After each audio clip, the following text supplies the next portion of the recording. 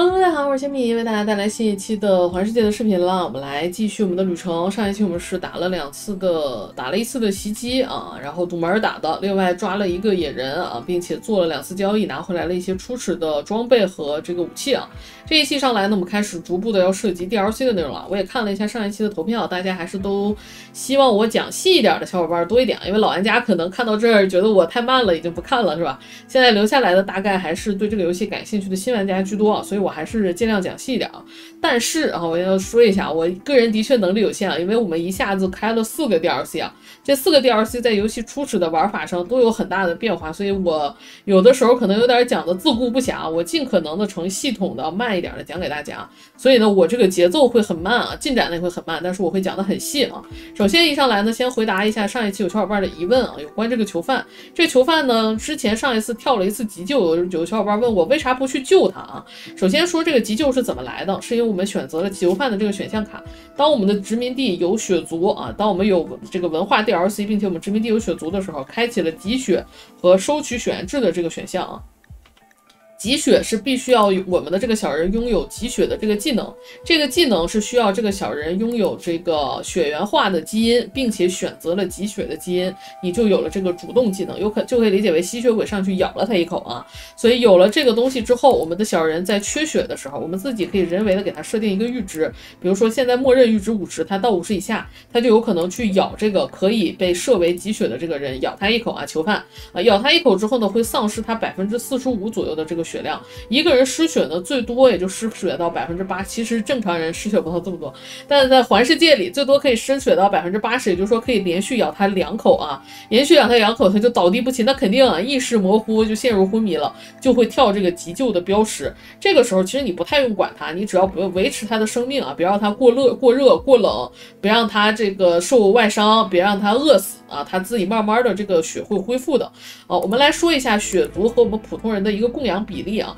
一个这种普通的人能被集血的这个囚犯能养1.4个血族啊，但是前提是这个血族只是每天耗这个血源制，而不主动使用技能啊。这个血源制每天的耗散速度是10点啊。所以如果一个人的话能养1.4个，但是如果我们还要遇到战斗，我们还要主动使用技能，包括这个集血啊、伤口凝结啊，还有我们的长月下肢啊，都是要消耗这个血源制的，那就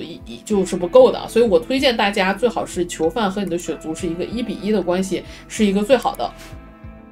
然后这就是有关于集血和为什么刚才他跳急救啊，这个急救怎么处理，你只要不饿死他就不用管他。然后我们来说一下有关血族啊，血族呢，我们是通过捏这个生物科技的这个基因，人为的改变了这个血族的一个这个模式啊，算是我们自定义了一个血族。那真正的标准的在我们的生物科技 DLC 里，它的这个血族是个什么样的呢？它会带有超凡基因，那个血族呢，它的能力更强大，但是debuff更强，它的超凡基因的确给了他很多的这个优待，但是他也有这个必须要死眠以及怕火、畏惧阳光这样的特性啊，这就更像一个真实的吸血鬼啊，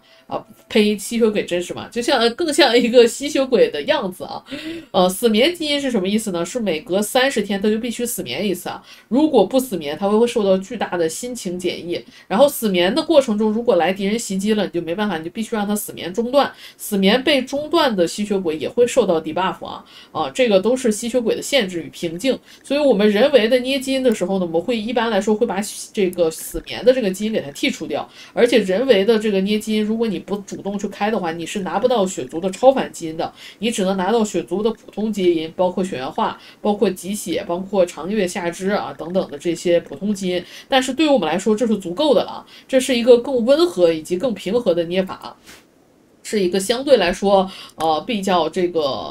好用的一个血族啊，真正的那种血族在游戏叫做褐血种的血族，它其实是没有这种好用的啊。这是有关于这个囚犯以及这些相关啊。其实关于血族以外，在这个生物技术 DLC 里还有一个完整的一个科技树啊，我们等到能用到的时候再说啊。但一般来说我们用不到，因为我们不死眠啊，就用不到那些相关的啊。这个是我们先说在前面的。那第二个我们要系统聊的呢，就是有关这个扭曲巨石。时了，因为它还有6个小时就要激活了，我们没有办法，就必须要提前先把这个东西聊起来啊。这个东西呢，是你选了这个意象 DLC 啊，并且用了意象的剧本开局。怎么判断是不是意象剧本开局呢？开局给你一个食尸鬼，你就是意象剧本开局。那这个开局呢，它一定这个扭曲巨石定时自动就会激活。那它激活之后会给这个环境施加一个叫做灰级迷雾的这样的一个天气啊，这个天气会给一个巨大的这个 debuff， 然后并且在这个灰级迷雾中长期暴露的这个尸体是会复活的啊，就是我们地图上的这些尸体啊，腐烂的也好呀，没腐烂的也好，都是会复活的，所以到时候我们要想办法先把这个尸体优先处理掉啊。然后这个巨石呢，如果你不是意象开局，你可以选择小人到时候去主动激活它，右键这个人调查巨石就好了。选择的这个人没有什么特殊的要求啊，这个影响并不是特别的大。那如果我们是意象开局呢，到了一定的时间，你不选，你也会自动被迫的把它激活啊。那激活的巨石呢，就会完成重组，重组的巨石就会从原本的3×3大小变成3×5的大小啊。你要注意它的这个大小啊，你看它就变化了啊。然后呢，这个触发了之后呢，如果你开了多 DLC 啊，现在基本上是必定的啊。这个触发了之后，就会给你同时刷这个黄泉 DLC 的东西。先不说这个，我们先说这个虚空巨石啊。虚空巨石一旦被激活之后呢，它会解锁几个条目啊。首先，它会有一个这个实体图鉴。你打开图鉴呢，会发现这个巨石分为低级、高级和中级3种形态啊。低级的图鉴呢，它一共包含了8种生物，高级的就很多，而且高级的很强。中级的就是我们最终要通关的时候，走意象结局通关的时候要面对的这个东西啊。这个留到后面再说啊。这个东西呢，我们首先可以看一下，因为我们开局有食尸鬼，所以食尸鬼图鉴直接就亮了啊。然后这个巨石的图鉴也是亮的。然后一会儿呢，就会有灰级迷雾的巨石也那个图鉴也会亮。然后固定的迷雾一旦来，我们的这个树就会发芽，这个一会儿也会亮。然后第一次袭击大概率是隐身魔，隐身魔紧接着也会亮啊，所以我们一开始就可以打开很多低级图鉴。但是即便如此啊，我也不推荐大家在你的这个游戏过渡到中期之前，就稳定下来之前，列装了有阵地了有武器之前，我都不推荐你去开高级的，因为高级的这个强度差异非常的大，有的比较弱的很好处理，有的特别的强，基本处理不了啊，所以这个需要注意啊，先不要着急去开高级的。怎么开高级的呢？当你的这个低级的开到一定数量了之后，你就可以选择调协，就可以开高级的啊。我千万不要着急去调协它。这是有关巨石，巨石开了之后呢，紧接着我们的这个意象的这个科技，你就发现可以研究了。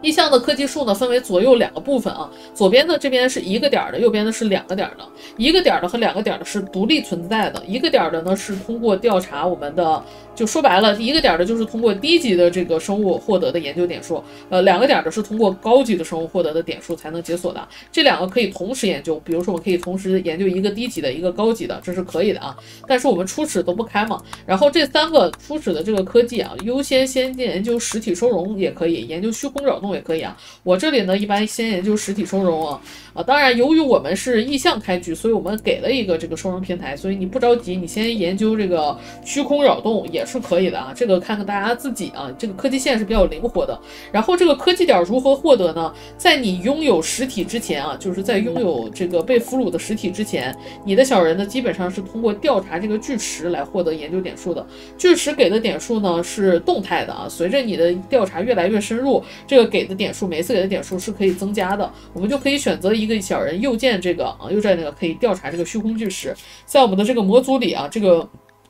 调查巨石的这个科技啊，这个也有一个单独的选项，就是用来调查这个巨石的。这是最稳定的一种获得点数的一个方案啊。但是还有一种方案呢，就是靠我们的这边不有收容平台吗？你如果没有收容平台，你在你的意象的这个里边应该有这个收容点，这个是不需要科技解锁的，就类似我们的睡眠点一样，就地上画了个圈啊，地上画了个圈，绑了几根绳啊，就是比较简易的这种收容台，就可以用来抓这些尸体。抓了的尸体呢，就可以像是我们电影里那些奇怪博士一样，就可以研究这些东西，也可以获得这个点数啊。这是点数的几种最主要的来源的方式啊。然后还有的一种呢，就是看书啊，看那种魔晶啊，具有这个魔晶属性的书，也可以给这个实体的这个点数啊。这个看大家自己的选择啊。然后这个说完呢，我们第一个事件一定是灰级迷雾啊。有了这个灰级迷雾呢，我们可以看一下小人的状态啊。等这个迷雾起来啊，这个天气起来还要一定的时间啊。哎，现在感觉已经起来了，然后我们再看到小人的这个需求里边，就可以看到灰级迷雾暴露啊，减6的心情。然后在屋子里的小人呢，就是灰级迷雾减3的心情。所以这个迷雾给的这个心情减益是非常大的。我也不知道为啥我这里是乱码，不知道是哪一个模组导致的。这个其实就是我们的精神药物依赖缺乏了，就是超过5天没有吃这个精神药物就会导致这个问题啊。但我们已经种下了啊，已经涨了32%了，问题不大。我们这边还有6瓶精神茶，等到遇到这个比较厉害的这个袭击的时候我们再说。因为精神药物缺乏的话，它会让限制我们小人的最大意识啊。你可以看到意识只有70%啊，70%的意识会同步的降低我们几乎所有能力啊，甚至操作能力也会受到非常非常大的一个打击啊。所以这个尽量的啊，这个 debuff 还是很严重的，虽然它是用来平衡我们的基因的 debuff 还是很严重的啊。然后啊，这几个说完，我想想还有没有没说的啊。我本来是想等这个拖一拖这个任务啊，等这个意象的 DLC 的内容我们看的比较全了之后啊，我们再来一个个说啊，否则混在一起说实在是有点受不住啊，然后如果你的小人遇到了比较重要的战斗的时候，你就需要这个小人去先把身上的这个精神药物依赖的 debuff 给它取消掉啊。你可以去放开这个精神茶，让他们去手动的去饮用几杯啊。这里呢，想要跟大家稍微的说一说有关成瘾品啊，但是先等到我们把这个意象处理完，我们的这一期肯定会说的啊。首先呢，灰级迷雾来了之后，必定啊，你的这个树就会发芽，恶兆树就会发芽。你点击它，你会发现你的实体图鉴里这里啊，这棵树就有了。这棵树呢，其实没有什么主动的能力啊，它其实就是一种自然资源。这个树下面呢是可以建立一个尸体储存区的。这个树呢，就是帮你去处理地图上那些你处理不了的那些尸体的啊，新鲜的尸体我们直接屠宰就消失了。腐烂的尸体我们处理不了，就靠这个，或者是靠焚烧啊，你一把火把它烧了也可以，或者呢就是靠这个树去处理啊，来尽量的避免这个尸体复活啊，变成我们的这个盘山食尸鬼啊，我们把这个给它活动区给它取消掉，储存区给它取消掉啊，就用紧急搬运命令把它们都给搬走啊。就可以搬到这个树的这个周围，树的这里的优先级呢，我甚至觉得可以设置成一个重要啊，这样呢，这棵树离我们家还是挺近的，挺好的啊。然后这棵树呢，吃了这个尸体之后，它的生长速度就会由原本的85%变到150%啊。然后这棵树长成了之后，我们可以砍掉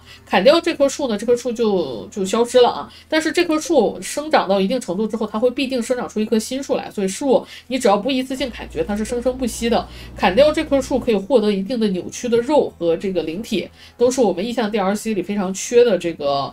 资源啊，所以这个树是比较好的一种资源获得的方式，但是它不是很快啊，也不是很稳定，它长得还是比较慢的，而且它容易受到天气的影响，着火什么的它还是会受到影响的，有袭击的时候有可能会把它损害掉，所以它不算是一个稳定的来源啊。你可以看到它就把这些尸体吃掉了，这些尸体呢就会避免这些尸体在我们的这个灰级迷雾的状态下复活啊，我们尽可能的搬一搬，一会儿复活了一些也没关系，我们食尸鬼一个打他们3个，3个可能都说少了，一个打10个可能问题同时打不行啊，这个接连打个3、5个应该还是可以的啊。好，然后呢，我们再来等这个意象 DLC 的另外一个袭击啊。第一次袭击基本上固定是隐身魔，我们选择意象开局的话是会给我们一个探测器的，这个探测器呢是耗电的啊，你可以把它放上来。放上来就相对来说比较安全感，但实际上放不放的意义不是特别大啊。它会给你一定的范围，在这个范围只要隐身魔，它会给你报警啊。可以给它放下来，耗电也不是很多，也无所谓的啊。我们就给它放下来，看看一会儿隐身魔从哪来啊。隐身魔算是比较弱的一种这个实体啊，很快很简单，我们小人就可以给它处理掉，即便没有食尸鬼也可以很容易的处理掉啊。这个到时候我们再说啊。好，来了啊。基本固定的啊，第一次一定是隐身魔，它已经现身了。它一现身呢，它的这个实体图鉴就解锁了，我们就让我们的老大平 A 上去就可以了啊。平 A， 隐身魔很脆的，有可能会被我们老大打死啊，不打死就更好啊，打死了也就死了，也无所谓的。然后告诉我们有新的这个研究项目了，就是隐身魔相关的啊。没死啊，没死挺好的啊，还有8小时后死亡，那我们把它收容起来啊。我们先把这个东西安装上。我们现在没有室内的封闭环境啊，所以这个研究点数不是研究点数啊，这个什么可能不是很高啊，这个收容强度可能不是很高，但是没关系啊，这前期的隐身魔它也并不需要很高的收容强度就可以啊。我们先把这个平台给它放上。然后呢，我们选择啊，俘虏那什么，空间不足啊，他告诉我们这里收容强度不足，他可能会逃走啊，没关系啊，先收容起来再说。收容了之后呢，我们可以选择伤口凝结，但这个消耗大量的这个血源值，非常不值得，所以我们还是在这里治疗他一下。如果你不治疗呢，他的这个伤口他自己是不会好的，他不止血，他在这平台上一会儿就死了，所以我们还是给他包一下啊。这边也会弹一个实体需要治疗的这样的一个提示啊，收容强度不足没关系啊。我们因为在室外，所以是没有任何的收容强度的啊。这个实体你可以点击它，选择这个叹号，它会告诉你它最低需要的收容强度是30点啊，是需要多少？然后收容强度呢，跟你周围的这个墙体啊什么的都是有关系的，以及你的平台，以及你周围里面的设施啊都是有关系的。还有地板，活铁的地板也可以影响这个收容强度。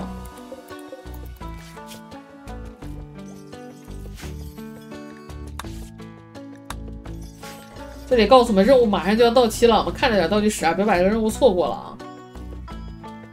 我们给小人一点缓冲时间啊。哎呀，给我的嗓子有点缓冲时间啊。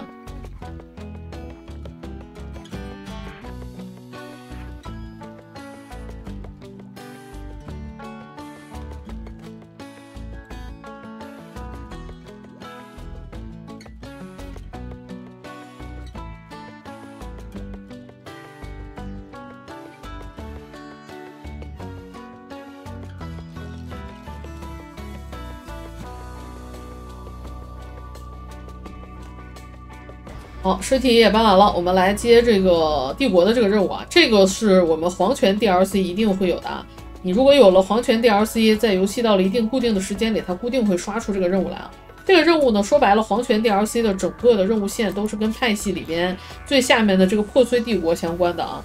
这个是我们整个黄泉 DLC 的核心啊。黄泉 DLC 呢，你可以理解为是一个跟帝国相关的2条任务线啊。一条任务线呢是捧着帝国，加入帝国，成为其一员啊，获得其强大的能力。另一种呢是对抗帝国，反对帝国，反抗帝国，从他们那里抢夺强大的能力啊，就是这么2种区别。那这个无疑是成为他们中的一员，能获得的这个支持是更大的，因为除了能获得这个灵能以外，灵能就是我们超能力啊，除了能获得超能力以外，我们还可以获得帝国的支持，就是说还可以让帝国成为友军啊，获得通过加他们好感度成为友军，在我们遇到袭击的时候，他可以来帮我们啊，这是一个非常强大的助力啊。那反之，如果我们选择反抗帝国，帝国还会来攻打我们，而帝国的科技是整个所有的这个外来者科技里面最强的，它的这个装备什么的也是最豪华最好的，而且他们的装备呢都是那种生物绑定的啊，生物编码识别的，意味着如果这个人死了，这个装备会自溶自毁啊，所以我们也没有办法从他们身上拿到这些强大的装备啊，这就是帝国的恶心之处啊。所以推荐所有的新玩家都是捧着帝国跟帝国友好相处的方式啊。所以之后还会刷出来一个任务叫做逃兵的任务，那个任务千万不要接，那个任务接了就开启了反对帝国线啊，这2个是2个转折点啊。然后这个不安的骑士啊，首先骑士是我们的帝国里边的一个这个爵位或者是勋职啊，这个爵位的高低是跟你的荣誉点数有关的，然后只有爵位的人才能获得这个灵能的力量，也就是心灵力量，也叫做这个超能力啊。所以我们要选择获得灵能的这个小人呢，我们一般都会给他一个心灵敏感的这个基因啊。拥有心灵敏感的这个基因的小人呢，他的心灵敏感度更高，也就是说在用这个超能力的时候更强啊。我们就这个简单的先这么理解就可以了。好，那我们就选择这2个小人当中的一个，就选择我们的大厨接受这个勋爵啊，成为灵能中的一员。接受了这个任务呢，这个灵能点数就绑定给个人了。当我们完成这个任务之后，这个灵能点数就给他。第一个任务呢，固定是来一个帝国人，这个帝国人固定是一个骑士啊。这是固定的，所有档都这样。你点击他的角色面板卡，虽然他加入了我们，但是他左下角有一个帝国的标识，他很快就会离开啊，所以这个加入都是没有什么意义的。然后你选中他之后呢，你会看到啊，他的这里有一个骑士士，这就是他的头衔啊。头衔跟你的灵能和你的荣誉点数挂钩，荣誉点数越高，你的头衔越高，能解锁的权利就越高啊。然后呢，拥有头衔的人呢，他还会被帝国授予启灵装置啊。每拥有1级头衔，帝国就会给你一个启灵装置。所以从自由民到文书官有一个，文书官到侍从一个，侍从到骑士一个，所以他应该拥有3级的启灵能力。我们可以再点击健康这里看到他的启灵等级是3级啊，就是这么来的。然后他的启灵能力3级呢，他还会获得3个能力，会有3个技能，分别是1级的恒星狭缝，2级的水传送和3级的混乱折跃啊，这3个能力，这3个每一级的能力里其实都有好几个啊，它是随机从这几个能力里抽一个给你啊。然后呢，拥有贵族头衔的小人呢，他会对食物啊，你可以看到会对这个会有冥想的需求。为什么要冥想呢？你选中它，你会发现它这里多了一个选项卡，就是这个精神力，它需要不断的冥想来恢复精神力啊。然后这里有一个精神力阈值，当它低于这个阈值之后，它就会主动去冥想啊。然后冥想的类型也有很多不同的，这个到时候遇到再说啊，现在说太多了，太复杂了，我们就先说啊，这个每个小人都会有这个，所以他还需要冥想点。那他因为他是贵族，所以他对食物有要求，低级的食物他不吃啊，所以他必须吃这些高等级的食物。所以你在让你的小人去升这个爵位的时候，要注意你的基地能不能满足他的要求。他无论对食物、对居住环境都有一个很高的要求啊。在你没有满足要求之前，先不要着急去提升你的小人的这个勋爵啊。你可以让他去积攒荣誉点数，但是你可以不让他去授勋啊。你只要不完成授勋仪式，他就没有拿到这个实权，哎，就等于是这个官印没给他。官印没给他就没关系啊，他就不需要那些有的没的啊。然后第一次的这个猎杀人类的任务一定是来一个非常小体型的任务啊，这个动物啊非常小的这种，你就选择这个小人啊，只要他不是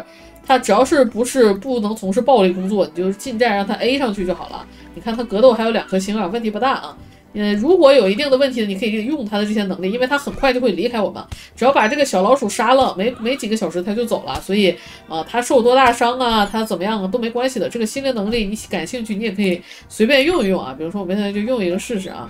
哎，这边其实就点个光啊，点个灯，这个东西在我们现在的这个版本还挺有用的啊。我们在这里选择杀死它，杀死它，这是模组的功能啊。如果你是原版玩家，你这右键可能就只有近战什么什么的那几个选项，就选项没有这么多啊。哎，我们这里就直接可以选择杀死它。哎，这个东西在我们的意象 DLC 里还是挺有用的，因为我们意象 DLC 很多的那种黑不溜秋的场景啊，都是需要光照的，有这个能力还是挺好的。打完了之后啊，它只要不死啊，不倒地不死就不用管它。过一会儿呢，这个穿梭机就到了。穿梭机一到呢，你就选中它啊，选中这个穿梭机右键登上穿梭机，你的这个任务就完成了啊。然后我们这个小人就获得了。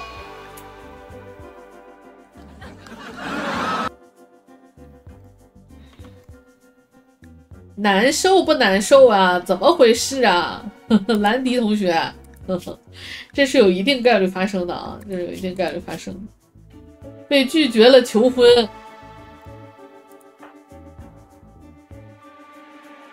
他俩就分手了，心情就维持不了了，真难受，还得赶紧紧急的给这边补一张单人床。这我撮合的这个，我做的媒有这么差吗？还不接受结婚啊，真讨厌啊！这个是有概率发生的，那这个发生了也就发生了，没办法啊。那他在很长的一段时间里，这个要持续25天啊，他要沮丧25天，并且在这段时间里都不能受到那啥。你可以看到长期从事这个研究的人已经有一个幽闭症的这个 debuff 了啊。当你这个灰烬迷雾过去之后，你可以考虑把这个研究点的位置上面开一个天窗啊，这样就可以了。我们换一下床好了，我们让大厨换床啊，这样不睡在一起了。啊，灰烬迷雾过去了，已经过去了。那我们这个时候就可以选择区域啊，选择移除屋顶区，把这个研究点上面这个凳子的这个上面给它开个天窗啊。然后大家喝一下茶吧啊，所有人都喝一下茶，解除一下这个 debuff 啊。然后顺便我们也给大家说一下有关这个什么，你要干什么？储存区2，储存区2在哪？你先别储存区2了，我们引用一下。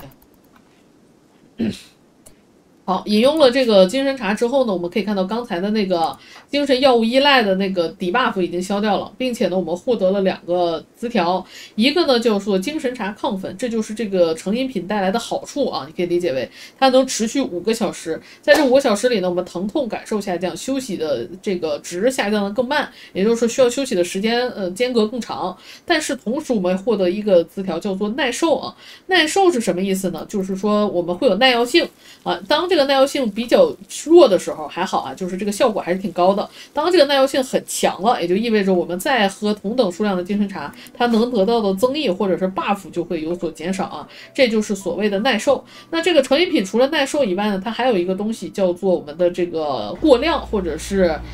叫做，我看一下，在这边有写啊。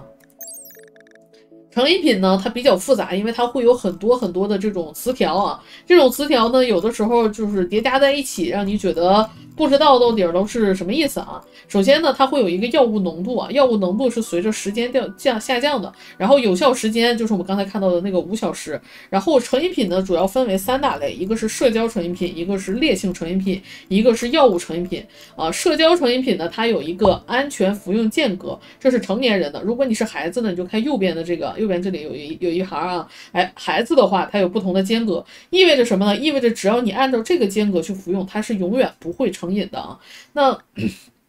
一旦你不按照这个间隔去服用，比如说你就一直喝啊，你每天喝个3、5杯啊，你就会让这个耐受度显著的增加。当这个耐受度增加到一定的数量之后呢，它就有可能突破了它的原本的阈值之后，它就会成瘾啊，有概率成瘾。成瘾了之后呢，这个小人就会类似产生我们的这个基因一样，精神药物依赖的这个基因一样，产生一个什么这个依赖啊，比如说活力水依赖，什么清醒丸依赖，哎，就指的是他对于这种药物已经上瘾了。那这种上瘾了的人呢，就像要我们这个基因一样，要每隔多少天必须要去享受一次，否则它就会有一个巨大的减益啊。我们刚才看到我们的意识都已经降到70%了，喝了之后直升115啊，直升115，这个就是我们的一个巨大的一个区别所在啊。所以呢，这个对于成瘾品来说呢，它用好了就是一把利剑，用的不好呢，就是伤我们的是把双刃剑啊，就会伤敌1000自损800的那种感觉啊。所以温和的这个成瘾品啊，你只要设定好了这个使用的范围，比如说我们在我们的这个用药方案里可以看到啊，在我们的管理用药方案，我们之前给大家授过，在这里前面的这几种啤酒、大麻、鲜修果和精神茶这4种是社交成瘾品。这个东西呢，我们只要设定，比如说我们按计划服用。比如说，对于啤酒来说，每天喝1瓶，啤酒的安全的间隔就是1天啊，安全服用间隔是1天，我们可以每天喝1瓶。然后呢，大麻不建议用啊，因为什么呢？大麻会减我们的小人的意识啊，这是一个很差的这个社交成瘾品，只建议用来卖，不建议小人自己用。虽然它可以控制不成瘾，所以这个不用。鲜修果也可以用，鲜修果可以给我们一个暖身的 buff， 它的间隔就设成2天啊。然后呢，我们的精神茶也是啊，设置成2天的这样的一个间隔就可以了。后边可以用这3种社交成瘾品用来维持小人的心情，因为小人呢一旦用了这个成瘾品之后，他会有一个精神茶亢奋的增益，哎，在短时间内可以帮我们小人维持住心情。所以社交成瘾品是我们游戏中后期，如果你没有基因的话，游戏中后期用来维持小人心情的一个重要的工具啊，前提是你要有足够的来源。就是社交成瘾品，剩下的4种压油粉、薄片、清醒丸和活力水，这4种是我们的烈性成瘾品。烈性成瘾品呢，你会发现它没有安全服用间隔，你只要服用它就有成瘾的风险，并且它除了成瘾风险以外，它还有一个过量几率啊，这个是我们社交成瘾品下面也有啊，只不过它是0啊，也有这个词条，只不过是0。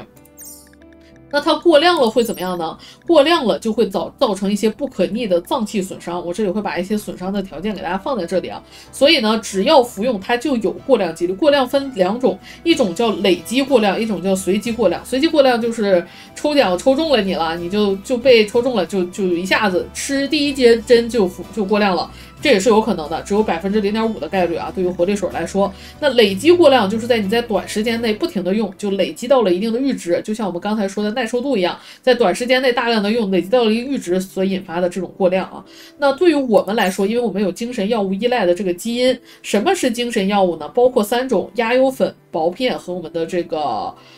薄片和我们的这个精神茶，这3种是精神药物，这3种是共用一个耐受度和一个累积剂量的，这个一定要记住啊，因为它们都算精神药物，所以你别喝了精神茶又克了一薄片，再克一压油粉，直接给我干过量了啊，这就，所以这3个一定要分开来控制啊。如果你是具有这个精神药物依赖基因的小人，像我一样开局选了基因，那么精神茶是前期最简单的选择，它最简单，但是它效果其实一般啊，它最简单。它呢，一来是这个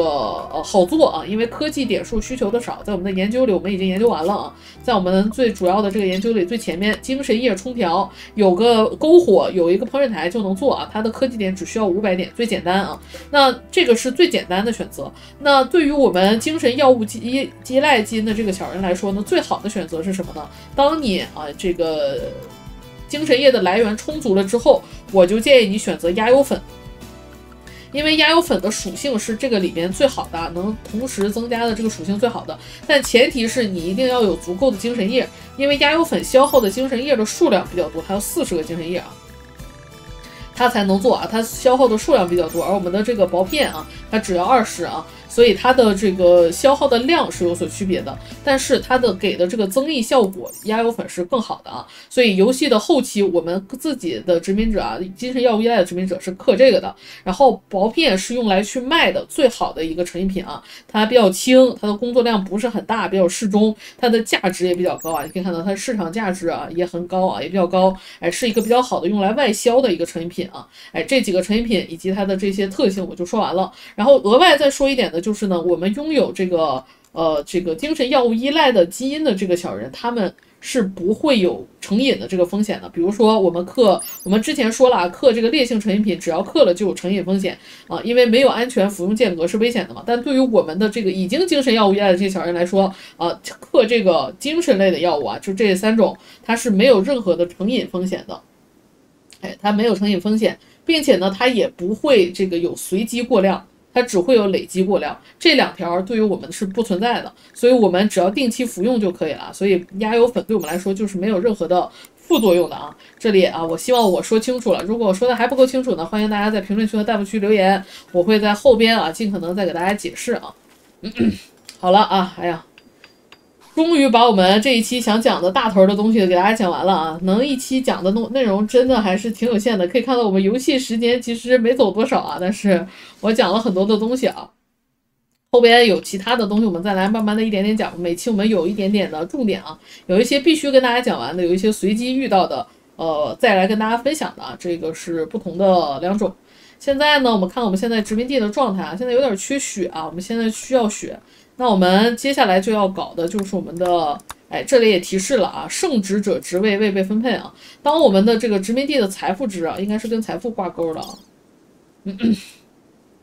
刚才本来想去查一下具体的财富相关的点数啊，但是我没有找到啊。可能是当有3个同等文化的殖民者的时候，就会有概率触发这个圣职传道者未被分配的这个 debuff 啊。可能跟这个。这个叫什么？财富值不完全挂钩，我没有找到这出处啊，所以有知道的小伙伴可以在评论区补充一下啊。总之呢，当你出现了这个之后呢，小人在这个需求里就会有一个提示啊，没有这个圣职者，圣职者是我们命名的啊，就其实就是这个传道者的这个职位，它就必须要有一个。那这个传道者的职位怎么授予呢？在我们的建筑规划里选择文化的这个 DLC 啊，然后我们选择仪式举办点啊，当然你在桌子上也可以啊，一些社交的物品桌子这里也可以作为仪式的举办点啊，但我们也可以用这种仪式举办点。然后呢，我们要给它配备相应的物品啊，比如说我们要配一个讲坛啊，然后呢配跪枕，这是我们初始在捏这个文化 DLC 的时候选的一些建筑物啊，你选了什么就用什么好了。这个祭坛先不着急造，因为这个祭坛一旦放下去呢，它就不能搬运啊，有点浪费材料，先不着急，我们就先设3个跪枕和1个讲台，这些都能搬运啊，优先把它设好，然后我们优先的也要把这个房子给它封起来啊。哎呀，这不就不能走了吗？这个门。行吧，之后拆的时候再说啊。这里只是留了未来的门的位置啊。好，这边来了一个作战补给商啊，这是我们的友军啊。随机会有我们友好的2个派系啊，小黄和小紫会派商人来啊。商人分为好几个种类，什么作战补给商啊、收批发商啊，什么稀有品贸易商啊等等啊，不同的商人他卖的东西和收的东西不一样啊。哎，可以看到这是我们小紫的派系的这个商人来了。小紫的商人还是要好好对待的，因为小紫的商人他的物品比较好啊。作战品贸易商呢，一般来说卖武器啊，我们的确很缺武器，但我们没钱啊。有一把冲锋手枪，有一个手榴弹，这两个都很想要啊，但我们没有钱，我们没有钱啊。总不可能卖高级零部件吧？但我的确很想要一把枪，300多。商队是可以坑的，但是我们这个党就不坑商队了，不坑了啊！把药卖了，太饮鸩止渴了吧？把零件卖了，为了换一把小枪，算了，我们还是等袭击送吧啊！我们买不起。我们只有38块钱，买不起啊！可以再去淘个金，但是算了啊，算了。大家的图未必有这么好啊，可能都是没有钱的状态。我就现在先模拟没有钱的状态，怎么弄好了？好，新的恋情产生了，这不又和好了吗？你们两个给我闹什么幺蛾子呢？啊，这又和好了是吧？刚拒绝求婚又和好了，复合了是吧？行啊，你们开心就好。这就是环世界啊，他的小人都会各种奇奇怪怪的幺蛾子都有可能出现啊。我们放一个灯啊，光照是可以增加压制强度的，而且我们看着比较舒服啊。放一个灯，石头搬出来，然后这边我们画上新的区域，这里添加成居住区，打扫一下啊。这里是有影响，食物不足啊，我们现在就靠这点水稻。你看我们现在这个食物是仅够吃啊，紧紧巴巴的。我们可以看动物选项卡，野生动物选项卡。看地图上没有野生动物，没有野生动物，那没有备用粮了，说明我们现在没有备用粮。这个囚犯是我们唯一的备用粮。哎，有点惨啊，有点惨。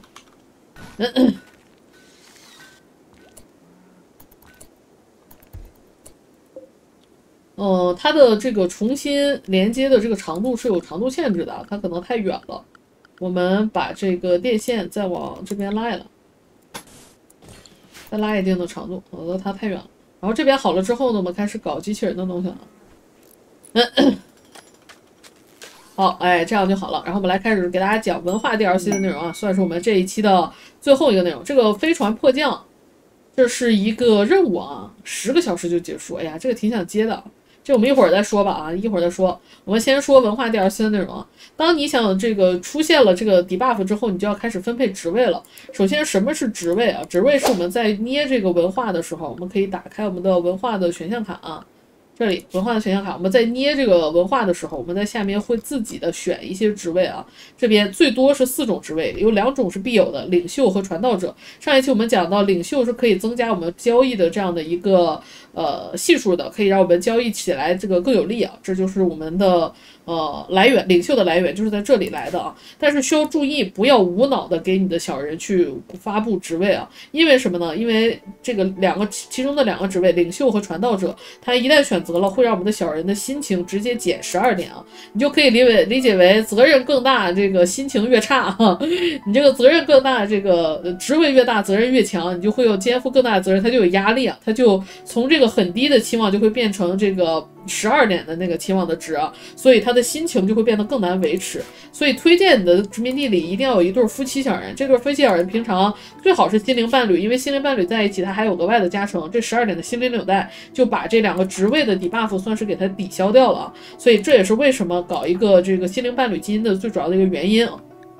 靠着这个就把它抵消掉了，然后呢，我们就可以让这个有心灵伴侣的夫妻小人，这个夫妻双方一个去当我们的领袖，一个当我们的传教者。传教者是必须的，没有会有减役，但是领袖并不一定现在就要设，等你的这个殖民地稳定了，你急需领袖技能的时候，你再设也来得及啊。所以我们现在就先设一个传教者，选择这个仪式点或者讲台不行啊，选择这个仪式点，或者在我们的这里也可以啊。但是我们这边有这个仪式相关的这个物品啊，我们就在这里选择，然后我们在这边选择开始职位变更啊，然后在这里选择10位啊，我们现在就选的是这个默认这个传教者，就让大厨来啊，因为大厨没有这个分手的心情解疑，就让他来啊。观众呢，因为职位变更这个成功率是100%的，最少有1个观众就行，不需要有太多的观众，你就看谁比较闲，你就给他去捧个场就可以了。然后职位变更呢，它的成功率是很容易完成的、维持的，也不需要太多的东西啊。我们就先来举办一个这个仪式，他们2个就会在这里啊，哎，顺道还把屋子给扫了，挺好的啊。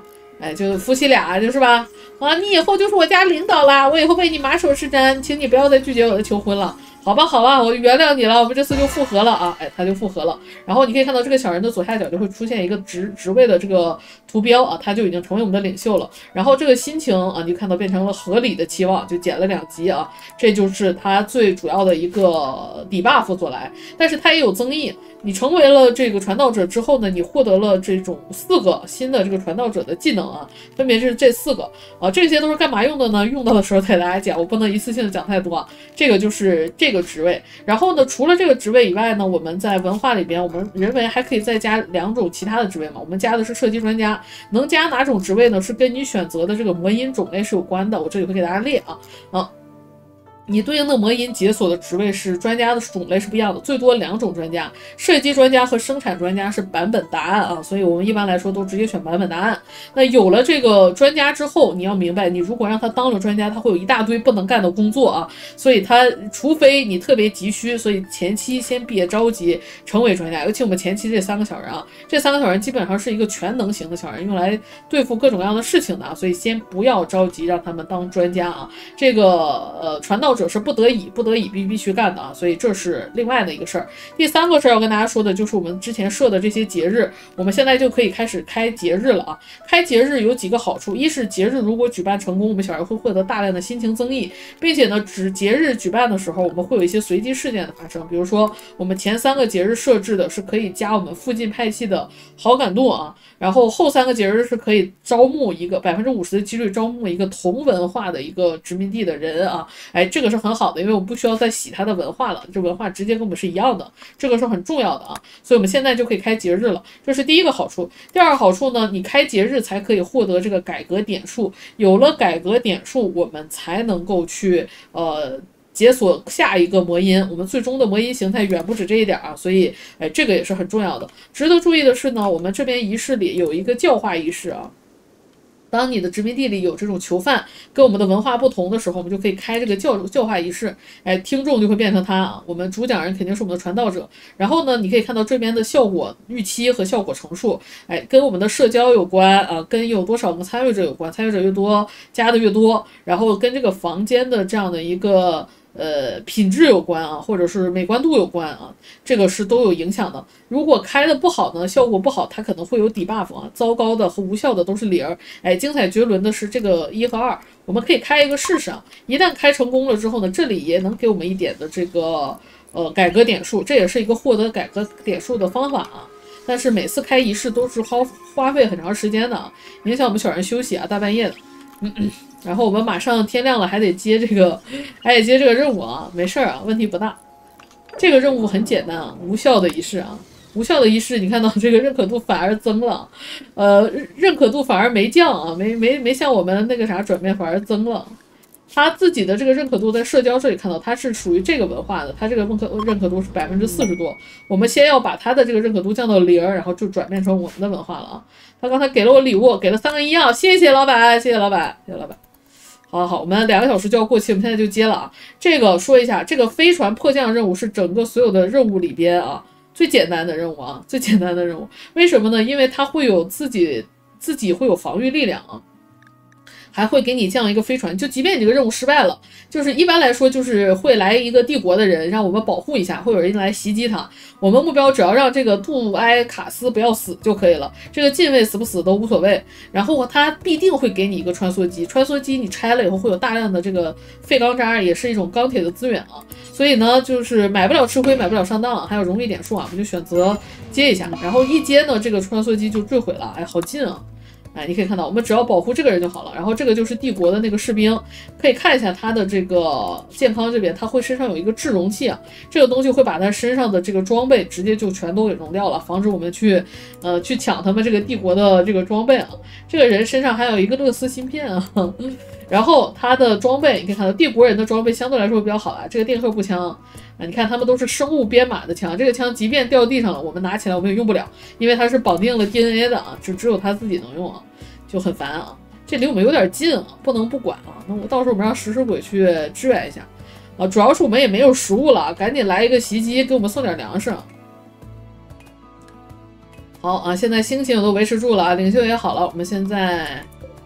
把这个也搬到屋里去了。这炫光背包再让它老化一阵也问题不大。哎，来袭击了！你可以看到他们袭击将会攻击帝国公民啊，攻击的不是我们啊，攻击的是帝国公民啊。然后我们可以打开一下小地图，看一下他们从哪儿来的，在哪儿呢？4个小时之后到达，还没到达啊。哎呀，嗓子已经哑了。环世界全 DLC 太难讲了，真的很难讲，比我想象中工作量大很多，已经没有血了，我没有血包了。看看能不能给我留个囚犯啊？这个囚犯要想养的话，最大的一个问题就是需要食物啊，我们现在还很缺吃的。我们的这个种植面积要扩大了，我们再种一片小麦的区域，再种90个，一般30个养一个人，我们现在就等于养了4个人啊，所以一点余粮都没剩出来啊。其实你要是吃营养膏的话，25格应该就能养一个人啊，但是我们没吃啊，所以就那啥了。啊！不是你袭击没来呢，你们走啦？这袭击就给我就给我剩下了吗？还是就不来了？老哥，我头一次遇到这种的，还没到呢，就走啦？那没打成啊？那不知道袭击还会不会来了？袭击如果不来了，我没吃呢。袭击如果来了，就全得我们自己打，全得我们自己打，我觉得也还可以接受啊。但我现在缺吃的，哎，哇塞，地图上一个动物都没有啊，好缺食物啊！实在不行，实在不行，实在不行，只能出去打猎了。就剩5个食物了，眼瞅要没了。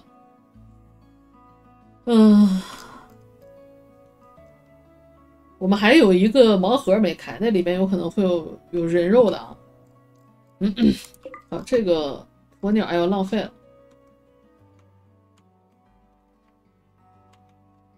这尸体可以给它搬一下。实在不行只能开盲盒了。盲盒里未必也有吃的啊。那具体这波危机怎么度过呢？只能留给下一期的小米去解决了。这一期我们的时间已经很长了，这一期给大家讲了很多关于 DLC 的内容。如果你觉得视频有所帮助啊，不要给小米一个3连。我们下期节目再见吧，大家拜拜，拜拜喽。